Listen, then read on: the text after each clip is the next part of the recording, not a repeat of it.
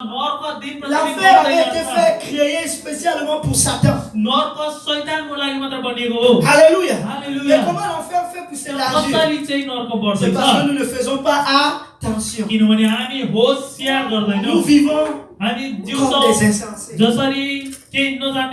Un insensé, c'est quelqu'un qui ne prend pas la peine de regarder où est-ce qu'il va. Alléluia. Et il marche seulement. Il ne sait pas que quelqu'un est en train de le pousser. Et quand il va se réveiller, il va se retrouver dans le feu. J'ai étudié un peu le mot voler. La parole de Dieu dit le voleur. Que quelqu'un dise le voleur. Est-ce que vous savez ce que veut dire voleur? Voleur en grec. Le mot voler veut dire kleptes. Voler, c'est kleptos. Ça, c'est dérober. C'est de là où vient le terme kleptomanie. Est-ce que vous connaissez la maladie de la kleptomanie? La kleptomanie, ça, c'est une pulsion irrésistible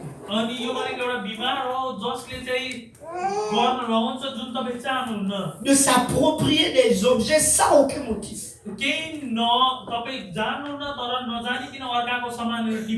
Ça ne fait rien à Satan de venir voler ton temps de prière. C'est pas comme si quand il vole ton temps de prière, que lui il va prier plus. Mais il vole seulement. Parce qu'il est content. Quand il a fini de voler, il est comme waouh!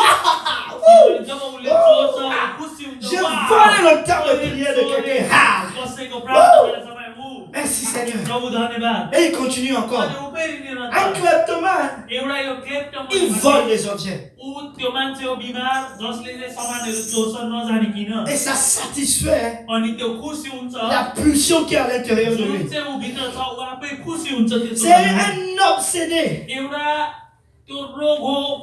Il ne peut pas résister, mais il vole seulement. Quand il a fini de voler Simon-Pierre, quand Simon-Pierre n'a plus rien, il cherche quelqu'un d'autre. Il cherche frère Déo. Quand frère Déo n'a plus rien, il va chez Gloire. Quand Gloire n'a plus rien, Maman Suzanne. Quand Maman Suzanne n'a plus rien, le frère Joël. Quand le frère Joël n'a plus rien, bébé du frère Joël. Quand le bébé du frère Joël n'a plus rien, oh frère Joël, si tu es le prochain, toi et ta maison, je vous cherche. Satan n'est pas satisfait. On pensait, ça fait des milliers et des milliers d'années qu'il existe. On pensait qu'il allait déjà être fatigué. Mais il n'est pas fatigué. Il veut toujours voler. C'est la kleptomanie. Dérober. C'est son dada de tous les jours. Il est devenu un professionnel dans le vol. Il va mettre des pièges. Il vole un Kleenex. Il voit que tu n'as rien fait. Il vole la boîte de Kleenex. Il voit que tu ne vois pas. Il vole les offrandes. Il met ça là. Il voit que tu ne vois pas. Il met ça chez lui. Mais pour aller récupérer les choses qu'un kleptomane a volées, il ne va pas te le rendre. Alléluia. Parce que c'est un malade. La parole de Dieu dit ceci. Le diable sait qu'il y a un seul Dieu. La seule chose que ça le fait, c'est qu'il tremble. Après avoir tremblé, il recommence. On va aller voler. Peuple de Dieu, si le diable tremble, quand il voit le nom de Jésus, vous, enfants de Dieu, vous devez utiliser le nom de Jésus. Vous devez invoquer le nom de Jésus. Parce qu'à la mention du nom de Jésus, tout genou fléchir. Nous devons savoir que nous sommes en guerre. Et que dans cette guerre, nous avons une arme. Et cette arme, c'est le nom de Jésus. L'ennemi va venir te bombarder dans les pensées. Tu n'es pas capable. Tu n'as pas besoin d'aller à l'église. Ça ne sert à rien de prier. Parce qu'il est en train de voler ta consécration. Mais laisse-moi te dire, il y a quelqu'un qui doit se lever. Et qui doit dire, Satan, je viens contre toi avec le nom de l'Éternel. Je viens contre toi avec le nom de Jésus. Je vais prier. Je vais jeûner. Je vais lire ma Bible.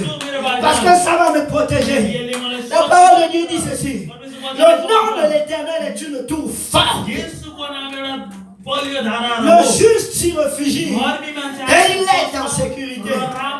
Psaume 91, nous l'avons lu la dernière fois. Il dit ceci. Parce que tu connais mon nom, je te délivrerai de toutes tes détresses. Je te protégerai. Je serai avec toi dans la détresse. Le Seigneur dit qu'il y aura des détresses. Parce que le diable ne peut pas s'empêcher de faire du mal. Frère Dieu, si tu n'as pas prié lundi, ton lundi appartient à Satan. Si tu n'as pas prié mardi, ton mardi appartient à Satan. Mais vous savez ceci, il est malin. Il est très malin. Il ne va pas voler pour que tu te rendes compte. Mais il va voler pour que tu vives sans cette chose. Et à la fin, que tu vas te rendre compte que non seulement il a volé, mais il a égorgé. Égorger, ça veut dire sacrifier. Le diable, quand il vient voler quelque chose dans nos vies, en grec, ça veut dire qu'il le prend, il va le frire en sacrifice. C'est pour cela que vous voyez tous les démoniaques et les diaboliques. La chose qu'ils savent faire, c'est de sacrifier. Ils sacrifient des hommes pour avoir le pouvoir, pour avoir la domination. Quand tu donnes à Satan quelque chose, sans le savoir, il le prend et il va le sacrifier. Et il soumet la chose que tu lui as donnée en sacrifice. Et maintenant, tu n'es plus capable parce qu'il a volé ta consécration dans la prière. Et il l'a sacrifié. Tu n'es plus capable d'aimer parce qu'il a volé l'amour de Dieu en toi. Et il domine maintenant. Le diable ne vole pas seulement, mais il prend cela, il l'offre en sacrifice. Ça veut dire qu'il domine sur toi. Il met son tampon dessus. Tu ne peux plus reprendre. Parce que s'il a maintenant gagné ce territoire, c'est pour cela le Seigneur vous dit ceci. Je vous exhorte d'offrir vos corps sacrifice vivant. Ce serait un culte raisonnable devant Dieu. Parce que la vie que Dieu vous donne, les 84 400 $, doivent être utilisés pour rechercher premièrement le royaume des cieux et sa justice. Parce que si vous prenez cela pour servir le diable, il va prendre ce que Dieu vous a donné, il va les sacrifier. Est-ce que vous savez que le diable n'invente rien? Il copie, mais pour la destruction. Il prend ce que tu as, il va l'offrir en sacrifice. Mais le Seigneur dit ce que tu as, offre-le déjà en sacrifice avant que lui ne vienne voler. La parole de Dieu dit que notre Dieu est le trône, le lion de la tribu de Juda. Et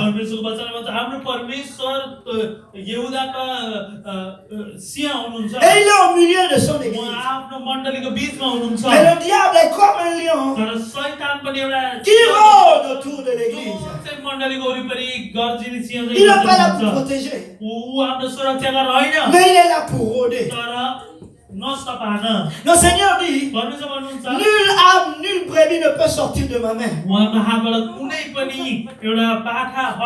Le diable dit, je vais tout détruire. Quand il aura fini de gorger, d'offrir un sacrifice, la parole de Dieu dit ceci, et il détruit. Il ne gorge pas seulement. Le mot détruire, en grec, ça veut dire ceci. En fait, il veut exterminer. Ça veut dire, c'est comme si tu vois un animal, un lion, en train de manger sa proie. Il ne mange pas seulement sa proie, mais il suce le sang de sa proie. C'est pour cela le diable, quand il vient chez toi, il n'est pas seulement intéressé à toi. Il va venir dans ta famille. Il va venir chez tes enfants jusqu'à ce que ton nom disparaisse de la face de la terre. C'est comme ça qu'il fonctionne. Il veut détruire. C'est pour cela. Prenez garde. Prenez garde. Car les jours sont mauvais. Saint Jérôme. Prenons garde. Car les jours sont mauvais. Dans les derniers temps, voici ce que la parole de Dieu dit. Oh, le temps file. Dans les derniers temps, les hommes seront égoïstes. Encore des victimes du diable. Il n'y a plus d'amour. Ami de l'argent. L'amour de Dieu est perdu. Il a volé l'amour de Dieu. Fanfaron. Ça veut dire les gens qui sont orgueilleux. C'est moi. L'orgueil. C'est ça l'héritage qu'il va te donner. Il arrache l'humilité. Il arrache la crainte de Dieu. Hautain. Les gens qui parlent beaucoup. Qui blasphèment. Blasphémateurs. Rebelles à leurs parents.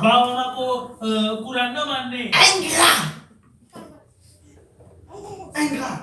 C'est des méchants qui ne connaissent pas la grâce de Dieu. Vous voyez, irréligieux. Servir Dieu, ça ne les intéresse pas. Insensibles. Ils n'ont plus de compassion. Déloyaux. Ils viennent, ils volent la fidélité. Et ils déposent la déloyauté. Calomniateur. Il enlève les paroles de vie. Et il vient mettre l'amertume à l'intérieur de toi. Comme ça, tout ce qui va sortir à l'intérieur de toi, c'est seulement le mal, le mensonge, le vol. Et la parole de Dieu dit ceci. Traître.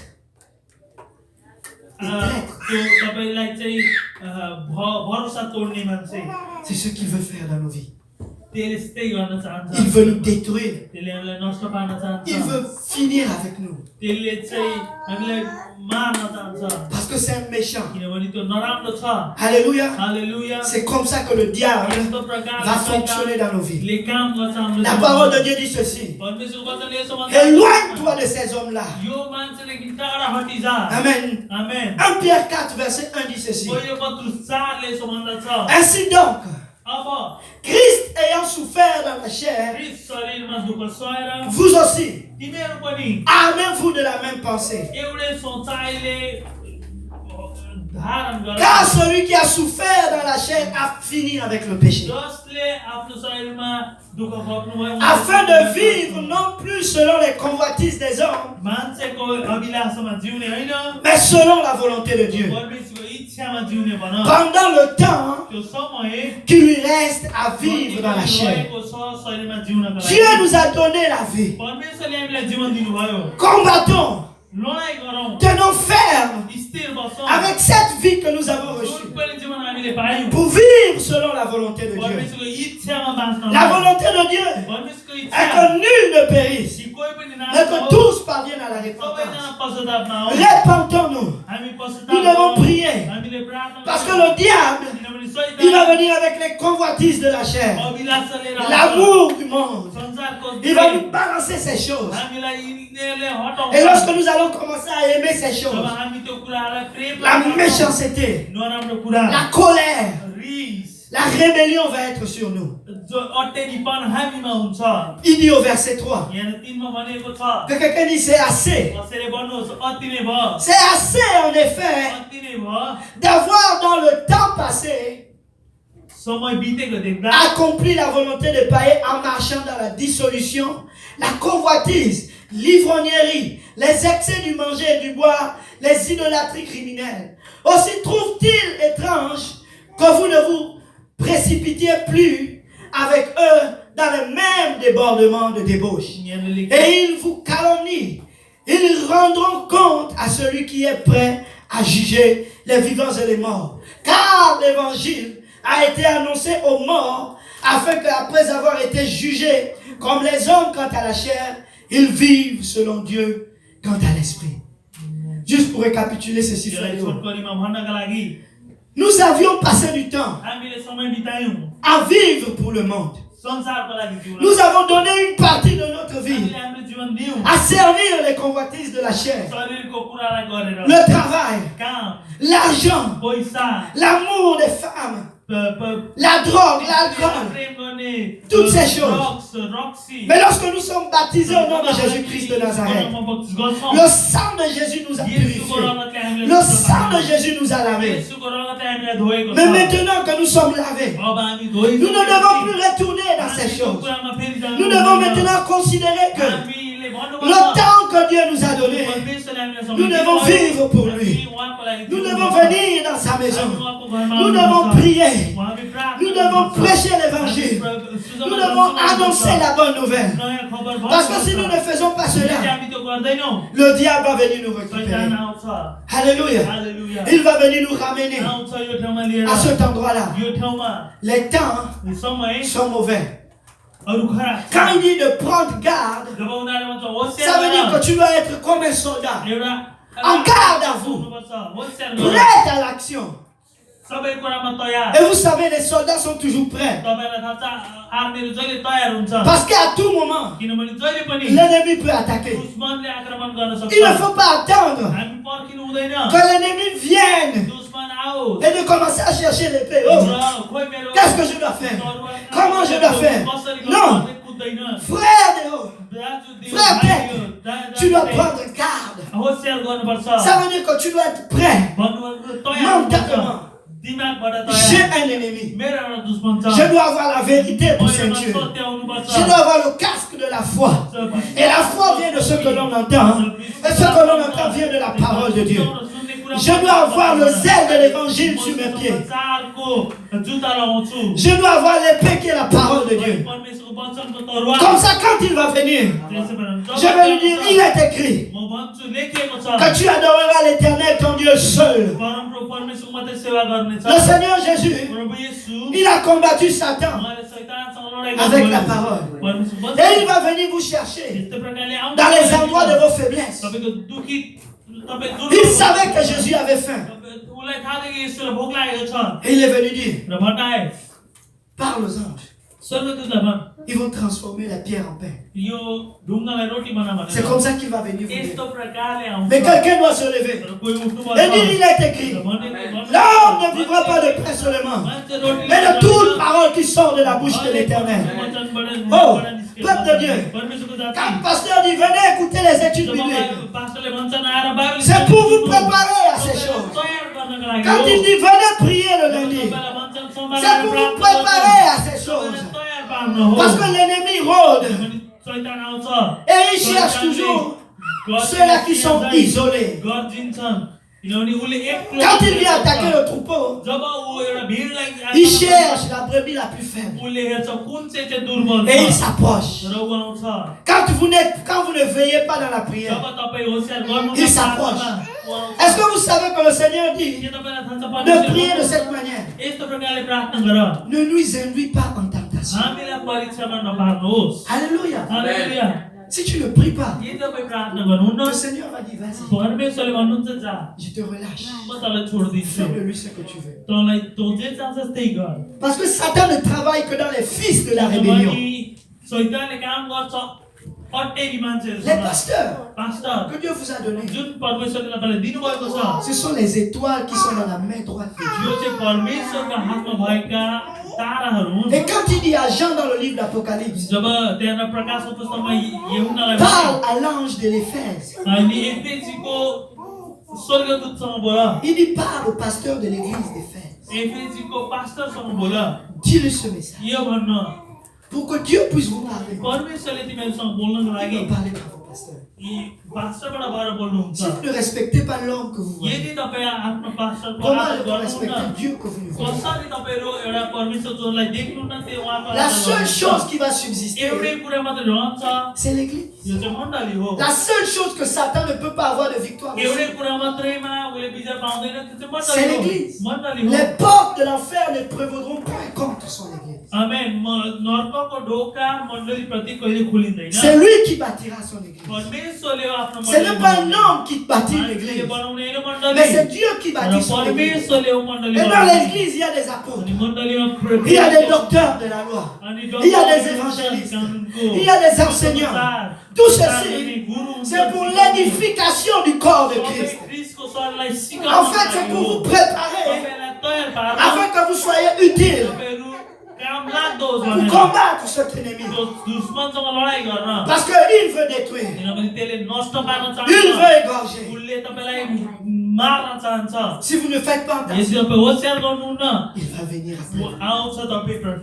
1 Pierre 4 verset 7 dit ceci: la fin de toutes choses est proche. Soyez donc sages et sobres pour vaquer à la prière. Pour vaquer à la prière, avant tout, ayez les uns les autres une ardente charité. Car la charité couvre une multitude de péchés. Il dit la fin de toutes choses est proche. Veillez et soyez sobres. Être sobre, ça veut dire être vigilant. C'est quelqu'un qui fait attention.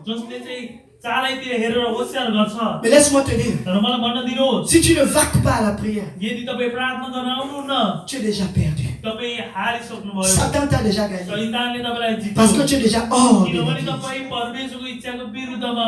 Là où Dieu marche au milieu de l'église, toi tu es hors de l'église.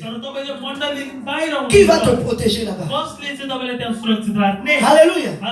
Le Seigneur n'aurait pas créé l'église s'il pouvait protéger tout le monde n'importe comment. Mais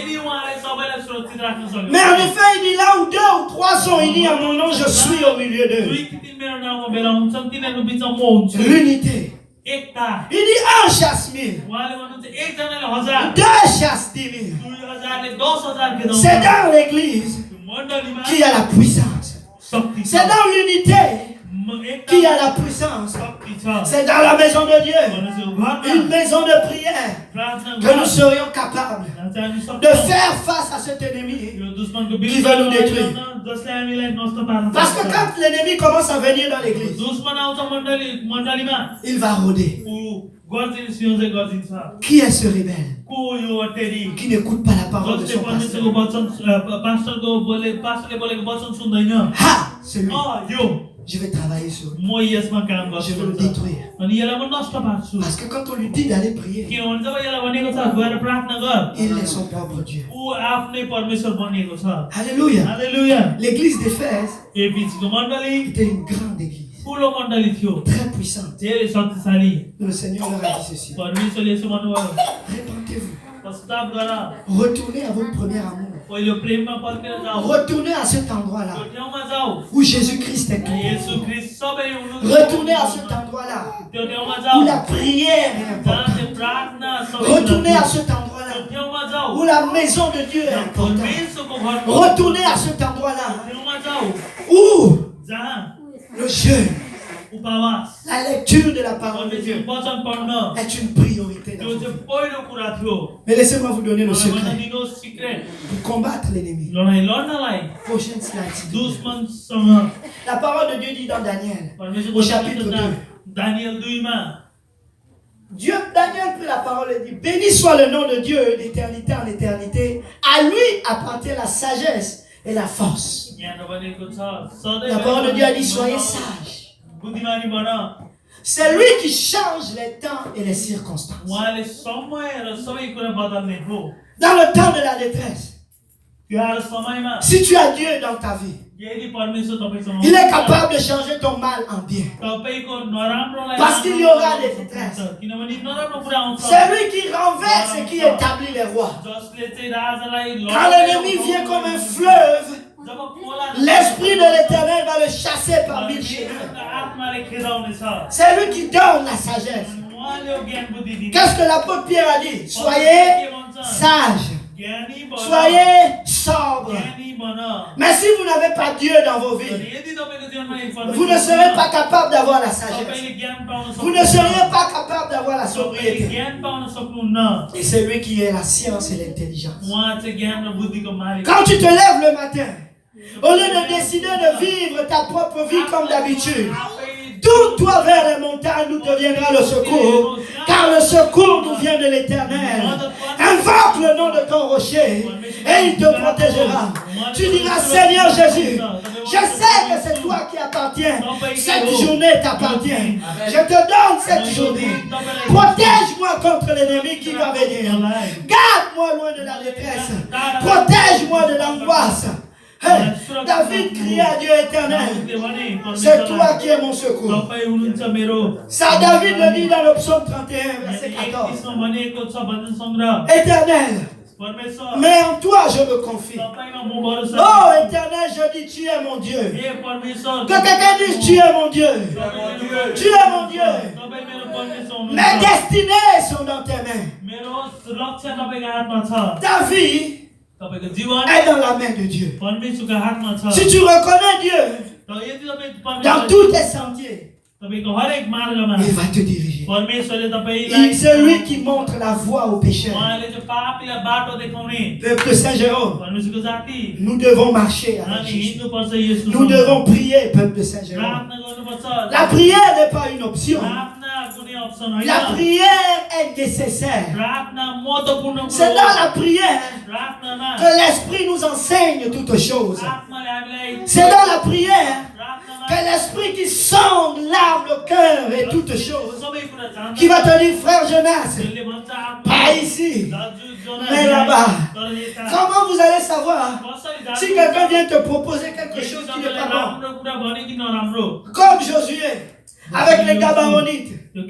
La ruse de Satan.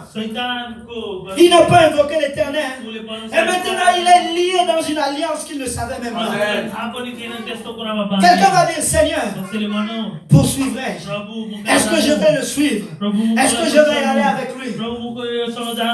Seigneur va te dire oui. Il va te dire non. Alléluia. Que quelqu'un dise la prière. La prière. Avant toute chose, priez.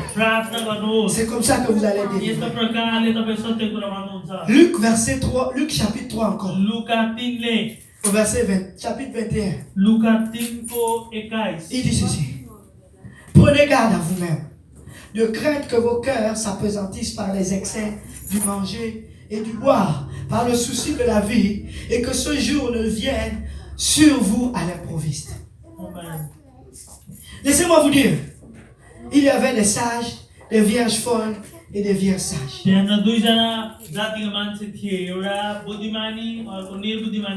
Celles qui n'avaient pas d'huile dans leur lampe, quand le Seigneur est venu, elles sont restées.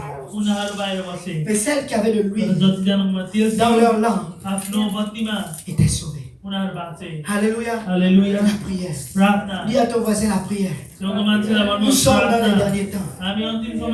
La parole de Dieu dit ceci. Dans le livre d'Apocalypse au chapitre 12, on a fini. Si on peut s'élever tous ensemble. Oh, alléluia. La parole de Dieu dit, il y a un grand signe dans le ciel. L'accusateur des saints. Il a eu guerre dans le ciel. Et les anges de Dieu ont vaincu. Et Satan a été renversé sur la terre. La parole de Dieu dit malheur à vous, habitants de la terre. Car Satan n'a plus d'accès au ciel. L'accusateur des saints n'a plus accès au ciel. Il descend sur la terre avec une grande colère. Pour faire quoi? Pour faire la guerre aux saints. Peuple de Saint-Jérôme, nous sommes en guerre. Et nous ne luttons pas contre mon frère, frère Léo. Nous ne luttons pas contre le frère Sylvain. Mais nous luttons contre les esprits méchants. Nous luttons contre des principautés. Nous luttons contre des dominations. Si nous ne prenons pas garde à nous-mêmes, si nous ne faisons pas attention à notre marche, si nous ne prenons pas attention aux 24 heures que Dieu nous a données, le kleptomane, le fou, le diable, il va venir. Il va venir tourner autour de vous. Il manque la prière. Il va mettre le péché. Alors quand vous ne lisez pas la parole de Dieu, il va mettre le péché. Et quand il va voir le péché dans vos vies, il va vous bombarder. Tu n'es pas capable. Tu es incapable de faire. Tu ne peux pas y arriver. Tu ne peux pas servir Dieu. Mais laissez-moi vous dire, il y a quelqu'un qui va se dresser et qui va dire, Éternel, mon temps est entre tes mains. Mes destinées sont entre tes mains. Seigneur, c'est toi qui diriges ma vie. Je vais retourner à cet endroit-là où je vais te donner la priorité de toutes choses. Chaque matin, je vais prier. Chaque matin, je vais lire ma Bible. Chaque matin, je vais demander au Seigneur de me protéger et de me garder. Chaque matin, chaque jour, je ne veux pas laisser une journée sans que l'Éternel soit la tête, sans que l'Éternel soit la priorité. Je veux me repentir chaque jour. Je veux prier chaque jour. Quand j'aurai l'opportunité d'être dans la maison du Seigneur avec mes frères, je vais être dans cette maison-là. Ils vont m'aider. Ils vont me fortifier. À chaque fois que la parole de Dieu va être prêchée, je vais y aller. Parce que je vais aiguiser mon âme. Je veux mettre encore ce casque-là. Je veux verser de l'huile sur mon bouclier. Quand l'ennemi va venir, quand il va lancer les flèches du mensonge, je viendrai avec le bouclier de la foi. Mais la foi vient de ce que l'on entend. Et ce que l'on entend vient de la parole de Dieu. Je vais lire la parole de Dieu pour combattre l'ennemi de mon âme. Je vais prendre mon temps. Je vais prendre ma vie au sérieux. Je ne vais pas chercher les choses de la terre. Parce que l'amour du monde est inimitié contre Dieu. Mais l'amour de Dieu